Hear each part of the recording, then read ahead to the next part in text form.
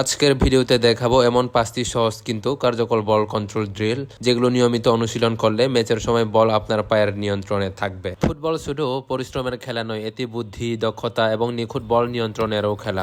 Pass touch, ভালো receive এবং বলের উপর আত্মবিশ্বাসী নিয়ন্ত্রণ না থাকলে প্রতিপক্ষের চাপ সামলানো, ড্রিবল করা বা সঠিক সময়ে পাস দেওয়া অনেক কঠিন হয়ে যায়। তাই বল নিয়ে যত অনুশীলন করবেন তত বেশি আপনার বল ফিল, বল কন্ট্রোল এবং টাচ উন্নত হবে। এর ফলে ম্যাচে কম ভুল হবে, পাসিং এর নির্ভুলতা বাড়বে, দ্রুত সিদ্ধান্ত নিতে পারবেন এবং আত্মবিশ্বাসের সাথে খেলতে পারবেন। আজকের ভিডিওতে আমি যে 5টি বল কন্ট্রোল ড্রিল দেখিয়েছি সেগুলো নিয়মিত অনুশীলন করলে ধীরে ধীরে বলের উপর আপনার নিয়ন্ত্রণ অনেকটাই উন্নত হবে। মনে রাখবেন, বড় ফুটবলার হওয়ার শুরুটা হয় ছোট ছোট মৌলিক অনুশীলন থেকেই। ভালো থাকুন, সুস্থ থাকুন আর নিয়মিত অনুশীলন চালিয়ে যান, কারণ ধারাবাহিক অনুশীলন একজন খেলোয়াড়কে অন্যদের থেকে আলাদা করে তোলে।